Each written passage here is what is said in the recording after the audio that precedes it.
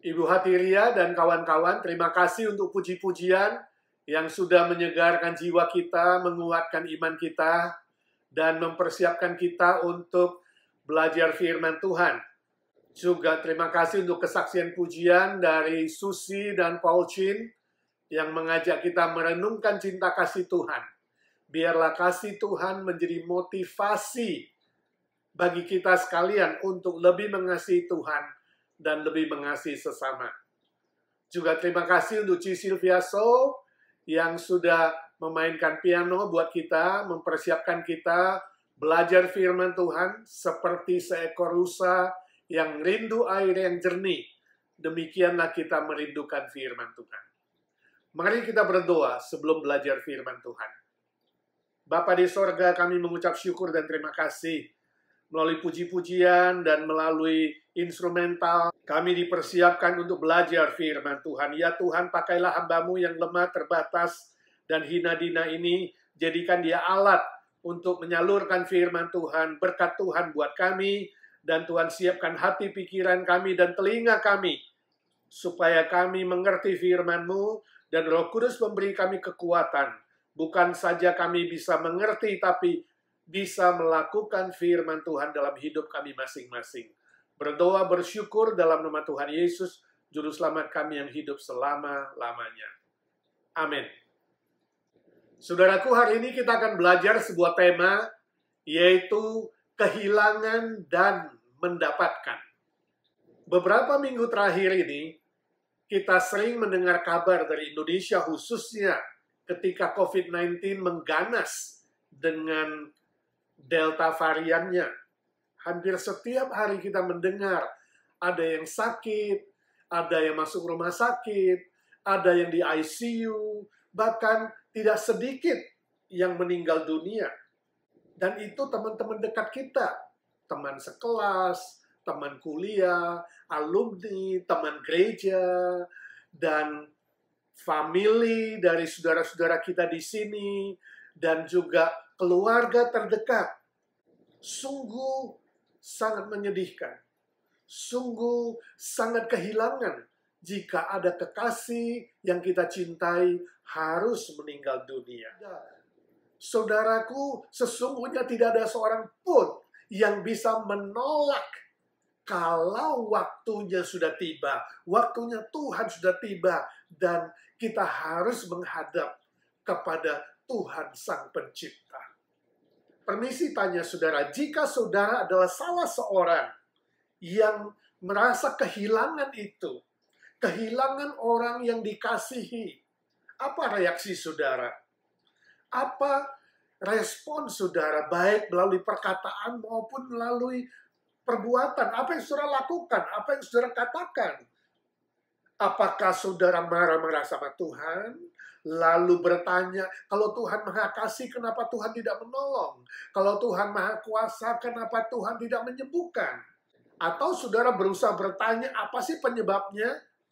Kenapa sih bisa meninggal dunia? Kenapa sih bisa kena sakit COVID yang berbahaya ini? Atau saudara sangat sedih sampai saudara tidak mau makan, tidak bisa tidur, hanya berdiam diri dan mengurung diri, tidak mau berbuat apa-apa.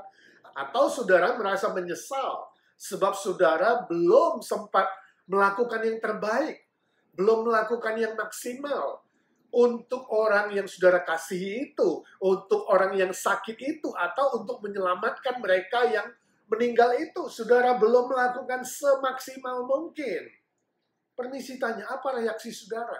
Pada umumnya ada 5 reaksi yang terjadi pada pikiran dan perasaan seseorang yang kehilangan, khususnya kehilangan orang yang sangat dikasihi. Yang pertama adalah menyangkal. Pikirannya tidak bisa terima. Gak mungkin, kok bisa terjadi? Lalu hatinya menyangkal. Ini gak benar-benar terjadi, ini hanya mimpi. Tapi saudaraku, semakin disangkal, semakin membingungkan. Semakin disangkal, justru semakin sedih dan semakin merasa kehilangan. Yang kedua adalah kemarahan. Karena pikiran dan hati yang tidak bisa terima tadi, ada penyangkalan tadi, kemudian muncul kemarahan di dalam hati. bisa marah kepada diri sendiri karena merasa dirinya belum maksimal melakukan yang terbaik untuk menyelamatkan orang yang dikasihi, bisa marah kepada orang lain karena orang lain dianggap menjadi penyebab sakit dan kematian ini, bisa marah kepada keadaan, marah kepada kondisi, marah kepada rumah sakit, marah kepada pemerintah, marah kepada Tuhan bahkan. Kenapa Tuhan tidak menolong? Kenapa Tuhan tidak menyembuhkan? Kenapa Tuhan tidak menyelamatkan? Bukankah dia masih muda? Bukankah hidupnya harusnya lebih panjang? Dan lain sebagainya, dan lain sebagainya. Yang ketiga adalah negosiasi. Ini adalah respon dalam pikiran yang kemudian berkata, andaikan titik-titik. Andaikan saja kalau lebih cepat ke rumah sakit. Andaikan kalau di rumah ada oksigen bisa menolong. Andaikan kalau menjaga diri dengan makan banyak vitamin. Andaikan kalau dia menjaga protokol kesehatan dengan baik. Andaikan dia tidak pergi-pergi makan-makan dengan orang lain, tidak kumpul-kumpul dengan orang lain. Andaikan rumah sakitnya lebih baik. Andaikan ada di Amerika, andaikan ada ini, andaikan ada itu, andaikan Tuhan mau menolong. Andaikan A, andaikan B. Terus bergejolak di dalam pikiran. Ini proses negosiasi seperti ada di persimpangan jalan. Mau memilih mana jalan yang terbaik. Ini namanya proses negosiasi. Yang keempat adalah depresi. Jika seseorang pada proses negosiasi itu tidak bisa menerima kenyataan, dia masih terus ada di dalam penyangkalan, di dalam kemarahan, negosiasi yang tidak berujung, tidak tahu harus mengambil jalan mana, dan itu bisa mengakibatkan frustrasi yang berat, jiwanya tertekan, dan lama-lama jadi depresi. Dan depresi yang tidak diselesaikan tapi berlarut-larut, kemudian bisa berbahaya menjadi penyakit mental. Yang kelima adalah menerima kenyataan. Nah, saudaraku, ini adalah respon yang terbaik dari proses negosiasi, kemudian menerima kenyataan, menerima fakta bahwa dirinya memang terbatas dan tidak sempurna, bahwa dirinya tidak bisa mengontrol segala sesuatu. Situasi dan keadaan bagaimanapun dia tidak bisa kontrol. Virus penyakit ini nggak bisa dikontrol. Bahkan kematian kalau datang, itu pun nggak bisa dikontrol dan nggak bisa ditolak. Ketika orang itu bisa menerima kenyataan bahwa segala sesuatu yang terjadi di dunia ini adalah seizin Tuhan. Dikontrol oleh Tuhan. Bukan oleh manusia, bukan oleh siapapun, sehebat apapun, sepintar apapun, sekaya apapun. Maka orang itu telah memilih yang terbaik. Nah, inilah yang saya sebutkan dengan mendapatkan. Di dalam kehilangan, dia mendapatkan hikmat dari Tuhan. Mendapatkan yang terbaik untuk memilih, menerima kenyataan, mendapatkan kekuatan yang baru dan penghiburan yang baru dari Tuhan. Saudaraku, sekali lagi izinkan saya bertanya. Jika hari ini saudara adalah orang yang merasa kehilangan itu, apakah saudara sedang menyesal? Apakah saudara sedang menyangkal diri? Atau sedang marah-marah? Atau saudara ada di dalam proses negosiasi? Ingat saudara, jangan masuk ke dalam tahap depresi. Tapi masuklah ke dalam tahap menerima kenyataan. Menerima fakta. Itu adalah yang terbaik. Di dalam kehilangan, saudara mendapatkan. Mendapatkan apa? Itu yang akan kita pelajari pada malam hari ini. Mari kita belajar bersama-sama dari firman Tuhan. Yang pertama, dalam kehilangan mendapatkan damai sejahtera. Mari kita baca firman Tuhan dalam Yohanes 16 ayat 33. Demikian firman Tuhan. Tuhan Yesus berkata, semuanya itu kukatakan kepadamu, supaya kamu beroleh damai sejahtera dalam aku. Dalam dunia, kamu menderita penganiayaan, tetapi kuatkanlah hatimu, aku telah mengalahkan dunia. Saudara, ini adalah perkataan Tuhan Yesus. Perhatikan istilah, dalam dunia kamu menderita penganiayaan. Ini artinya memang kenyataan. dalam dunia yang berdosa ini, sejak dari kejatuhan Adam dan Hawa, manusia pertama, dunia kita penuh dengan penderitaan. Ada kesusahan, ada air mata, ada kecelakaan, ada badai, ada sakit penyakit yang menular, dan ada kematian. Semua ini adalah realitas hidup kita sehari-hari yang kita lihat sehari-hari sampai hari ini. Itu sebabnya kehilangan itu adalah sebuah kenyataan hidup.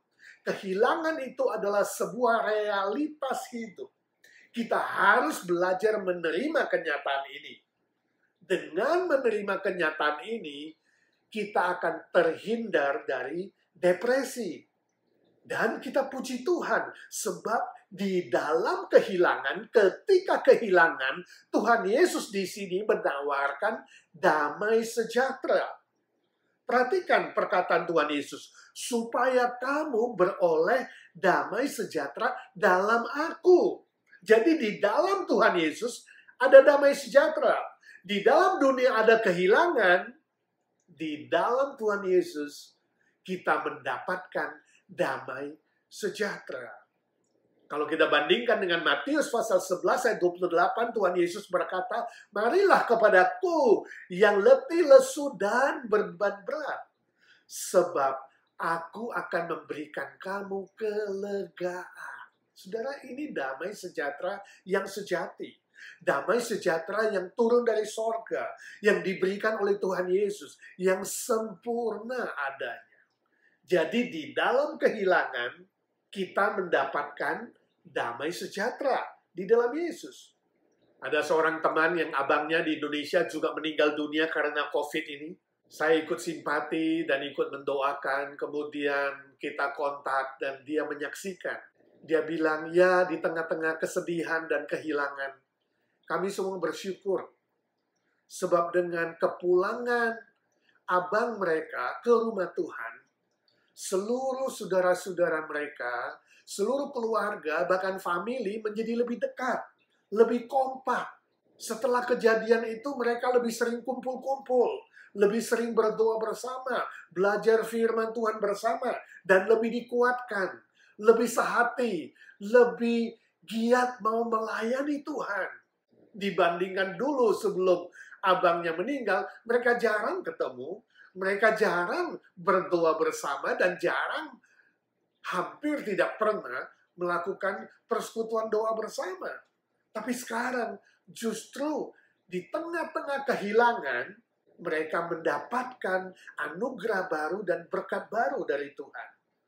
Jadi teman saya bilang, ya di tengah-tengah kesedihan dan kehilangan kami bersyukur, kami sekarang memuji Tuhan, sebab Tuhan memberikan kasih karunia yang baru dan berkat yang baru. Saudaraku, sebenarnya dari pihak abangnya tidak ada kehilangan. Sebab orang yang meninggal itu sudah mengenal Yesus Kristus dan dia justru mendapatkan. Dia mendapatkan sorga, mendapatkan rumah Bapa, mendapatkan sukacita dan kebahagiaan yang sejati. Nah, kitalah manusia yang ditinggalkan ini, temannya, saudaranya, familinya, kitalah yang merasa kehilangan. Kehilangan orang yang kita kasihi. Tapi di tengah-tengah kehilangan itu, Tuhan memberikan damai sejahteranya. Tuhan memberikan sukacita yang baru, pengharapan yang baru. Tuhan memberikan anugerah yang baru dan berkat yang baru. Sehingga seluruh keluarga mereka sampai hari ini jauh lebih kompak, jauh lebih akrab, lebih saling mengasihi, lebih saling menolong, lebih saling mendoakan, dan menguatkan satu dengan yang lain. Puji nama Tuhan. Sebab itu bagi saudara yang hari ini merasa kehilangan, yang belum bisa menerima kenyataan, yang masih menyangkal, yang masih marah-marah, yang masih negosiasi, cobalah bertenang diri di hadapan Tuhan.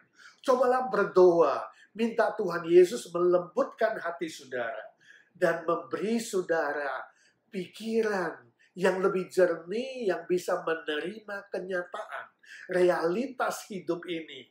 Dan Tuhan akan mencurahkan berkatnya yang baru, anugerahnya yang baru, damai sejahteranya yang baru. Tuhan Yesus berkata, di dalam dunia ini ada penganiayaan dan penderitaan. tapi kuatkanlah hatimu, sebab di dalam aku ada damai sejahtera. Percayakah saudara? Maukah saudara meredakan hatimu dan melembutkan hatimu dan mengundang Tuhan Yesus sekali lagi mencurahkan damai sejahteranya ke dalam hatimu? Amin.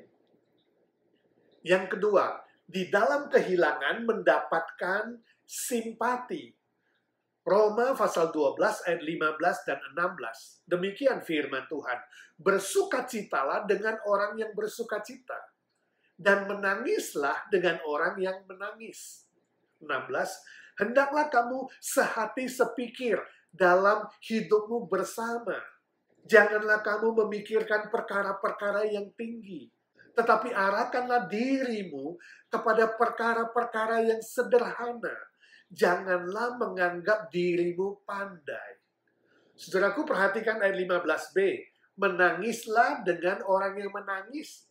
Ini adalah sebuah perintah dari Tuhan supaya kita yang sudah percaya, orang-orang Kristen, kita menyatakan hati yang simpati kepada mereka yang kehilangan, mereka yang dalam kesedihan dan kesusahan. Istilah simpati berasal dari dua kata, sun, bersama-sama, dan pathos, artinya perasaan. Jadi simpati adalah memiliki perasaan yang sama. Perasaan yang sama dengan orang yang kehilangan, dengan orang yang sedih. Ketika orang sedih, kita ikut bersedih. Ketika dia menangis, kita ikut menangis. Ketika dia merasa kehilangan, kita ikut merasakan perasaan kehilangan itu. Itulah simpati. Nah, bagi saudara yang merasa kehilangan, ingatlah ada teman-teman seiman, saudara-saudara seiman yang memberikan simpati, yang menyatakan rasa kehilangan yang sama seperti saudara, rasa kesedihan yang sama dengan saudara. Ini yang saya katakan, di dalam kehilangan mendapatkan simpati. Teman-teman seiman, saudara-saudara seiman akan memberikan dukungan doa, akan memberikan firman Tuhan yang menguatkan, yang menghibur, akan ikut merasakan perasaan kesedihan saudara. Dan kalau ada bersama-sama dengan saudara, dia bisa mendampingi saudara, menangis bersama, bersedih bersama, kemudian dikuatkan bersama dan dihiburkan bersama-sama oleh Tuhan, oleh firman Tuhan. Itulah indahnya persekutuan dan persaudaraan di dalam Tuhan Yesus. Saling mengasihi, saling menguatkan, saling menghibur, dan saling mendukung satu dengan yang lain dalam sebuah keluarga Allah. Bandingkan istilah di ayat 16a, hendaklah kamu sehati sepikir bersama.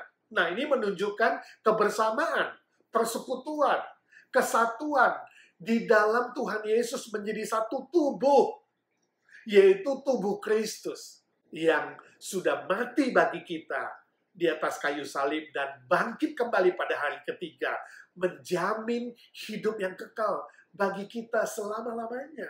Itu sebabnya Rasul Paulus berkata di 1 Korintus 12:26, jika ada satu anggota yang menderita, semuanya ikut menderita. Oh, sebuah persaudaraan dan persekutuan yang sangat akrab dan sangat indah. Jadi Tuhan tidak pernah meninggalkan saudara sendirian. Tidak pernah membiarkan saudara sendirian bersedih, bersusah, dan merasa kehilangan. Tidak. Tapi Tuhan siapkan teman-teman seiman, saudara-saudara seiman di dalam Tuhan Yesus. Nah, bagi kita yang tidak mengalami kehilangan secara langsung, artinya bukan anggota keluarga langsung kita yang meninggal, kita gak merasa langsung kehilangan itu, seharusnya kita memberikan simpati kita kepada mereka yang di dalam kesusahan, kesedihan, dan kehilangan. Kita memberikan doa kita, memberikan penghiburan lewat firman Tuhan, ikut bersedih bersama, ikut kehilangan bersama, mendampingi mereka kalau ada di sekitar mereka, dan memberikan dukungan yang dibutuhkan. Simpati bisa diikuti dengan empati. Empati artinya ikut masuk di dalam kesusahan dan kehilangan mereka dan memberikan bantuan yang konkret, yang nyata, sesuai dengan apa yang dibutuhkan. Saya sangat bersyukur dengan WA group yang ada bermacam-macam itu. Ada grup alumni, ada grup teman sekelas, ada grup teman-teman masa kecil, ada grup teman-teman sepelayanan, grup teman-teman yang kongko, yang suka ngobrol, teman-teman yang suka ngopi, dan berbagai grup-grup lainnya.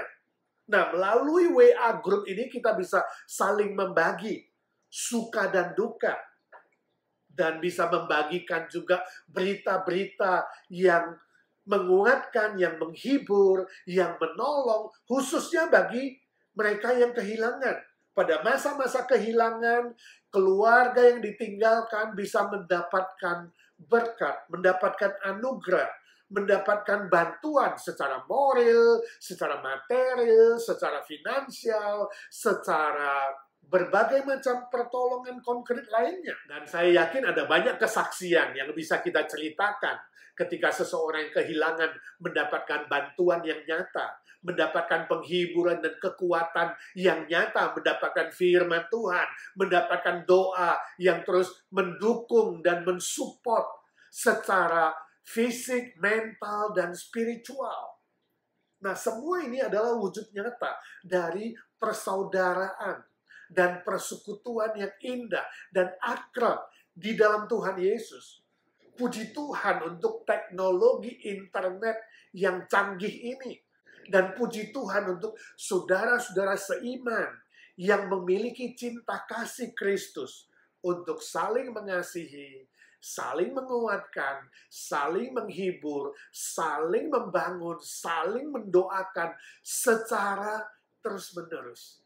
Sebab itu saudaraku yang kekasih, mari kita memelihara spirit, semangat, dan wujud nyata dari saling memperhatikan ini, dari simpati dan empati, sesuai dengan persaudaraan dan persekutuan yang indah di dalam Tuhan Yesus.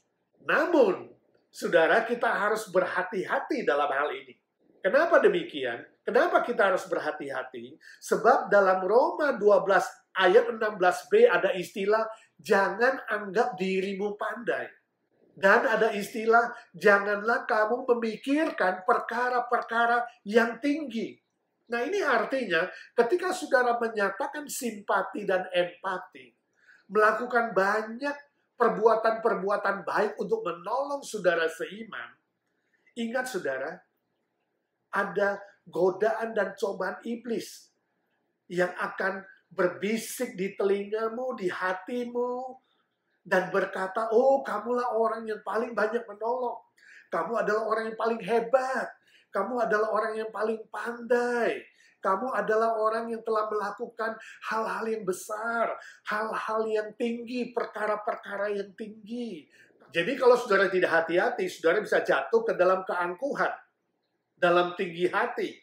Dan akibatnya adalah saudara bisa jadi cepat menghakimi orang lain. Atau cepat mengambil kesimpulan yang salah, kesimpulan yang keliru. Khususnya terhadap mereka yang mendapatkan kesusahan dan kehilangan itu. Kita mulai bertanya, kenapa ya kok bisa dia kena?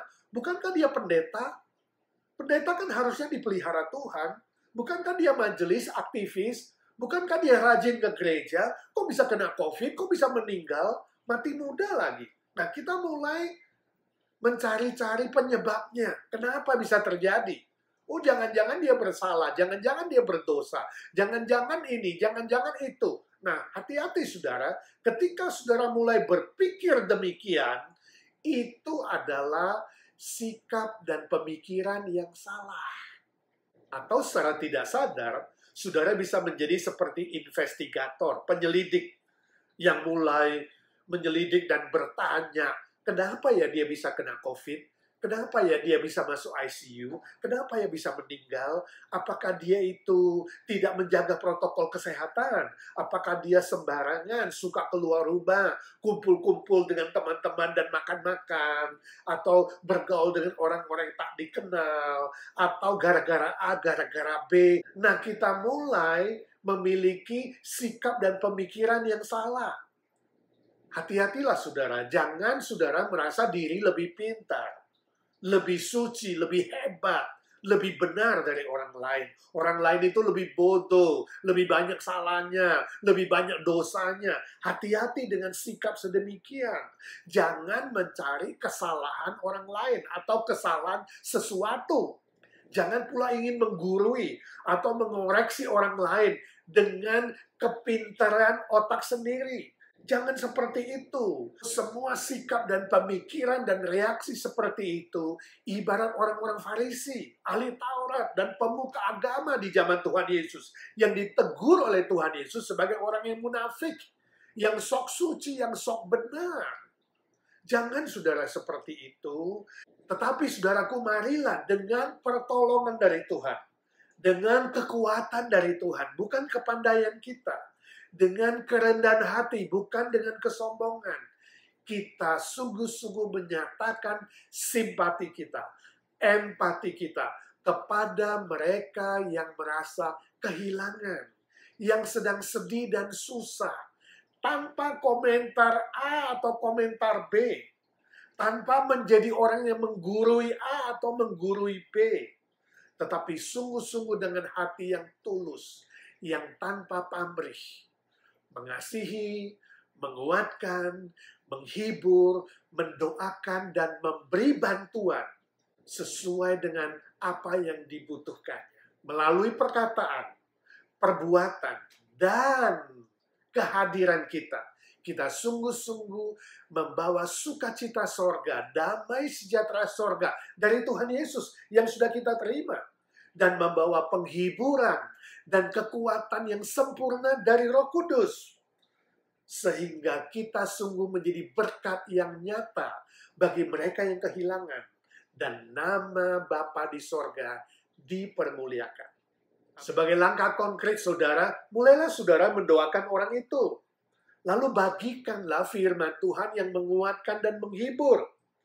Dan cari kesempatan yang tepat untuk menanyakan kepada dia apa yang bisa saudara lakukan secara konkret untuk membantu meringankan beban dia dan kesusahan dia.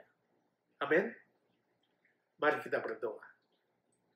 Bapa di surga, kami mengucap syukur dan terima kasih untuk firman Tuhan yang mengajar kami sebagai orang yang percaya untuk ikut simpati dan empati kepada saudara-saudara kami yang mendapatkan kesusahan dan merasakan kehilangan. Pakai kami menjadi alat yang membawa berkat Tuhan secara nyata bagi mereka, ya Tuhan.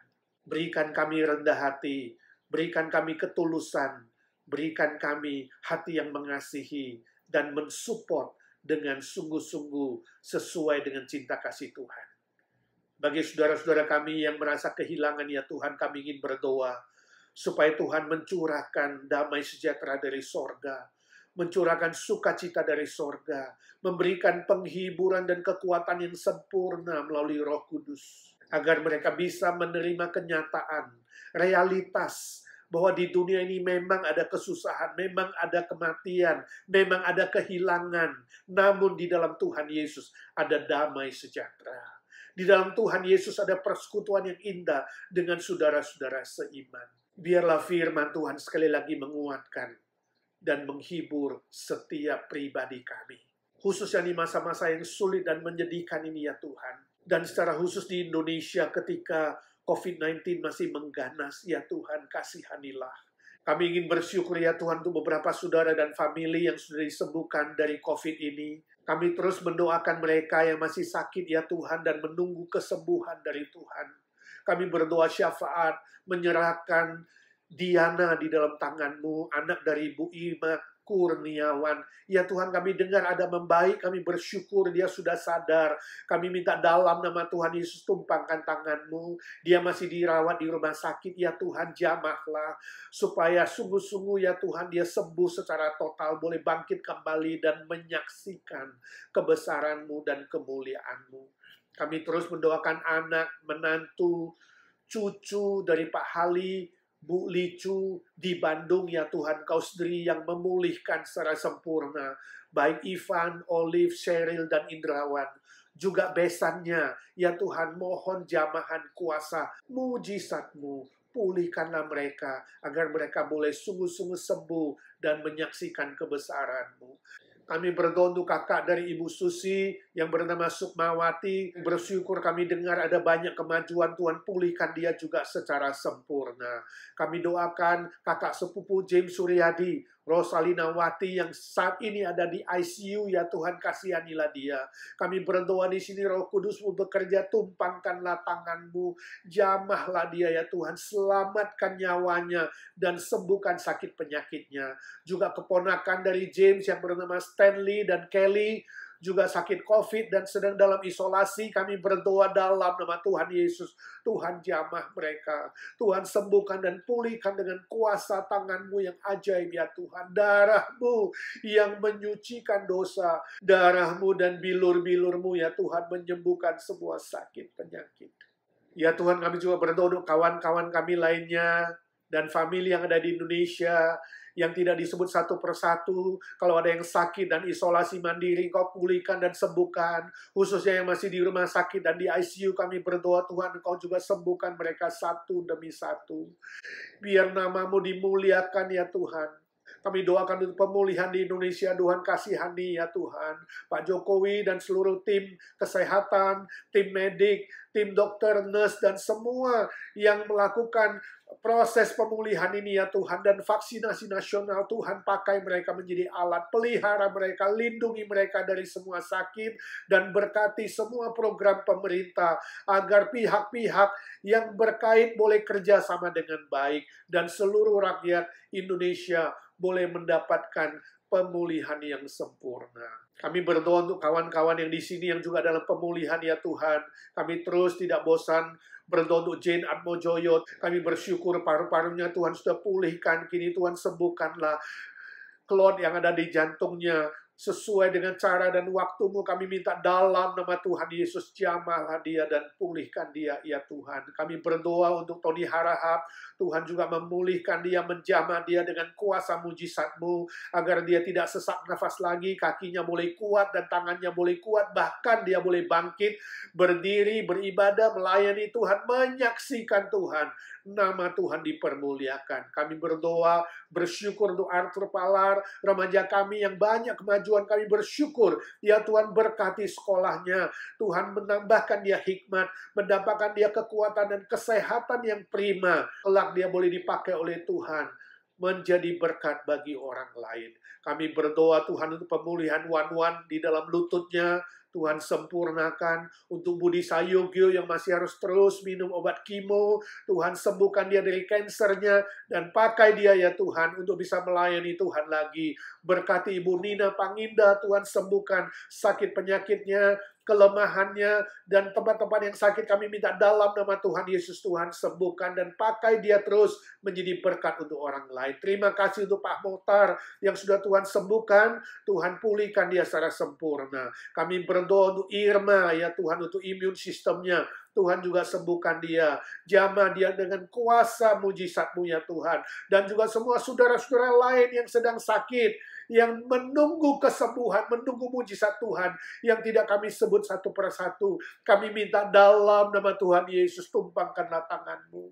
Jamahlah mereka dengan kuasa mujizat-Mu ya Tuhan. Kasihani anak-anak-Mu satu demi satu.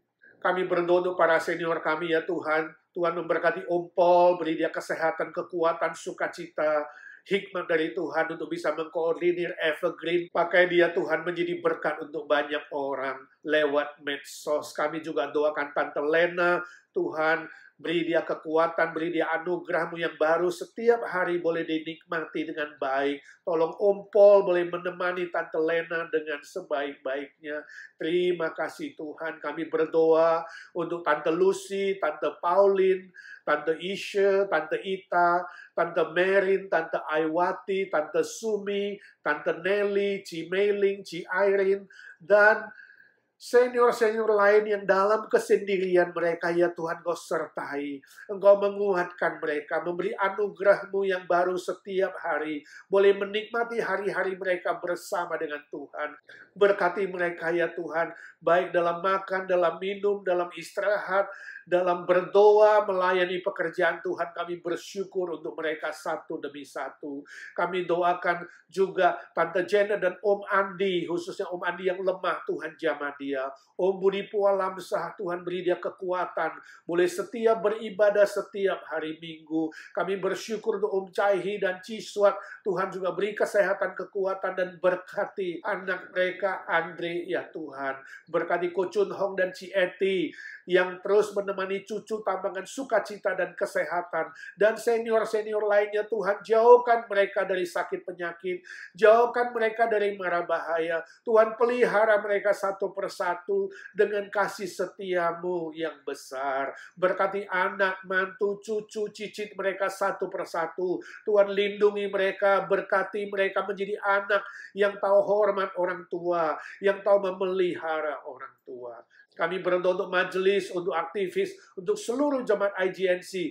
Tuhan menolong dan memberkati satu persatu. Memberikan kesehatan jasmani dan rohani. Memberikan kekompakan. Memberikan rasa persaudaraan, rasa persekutuan yang indah di dalam Tuhan.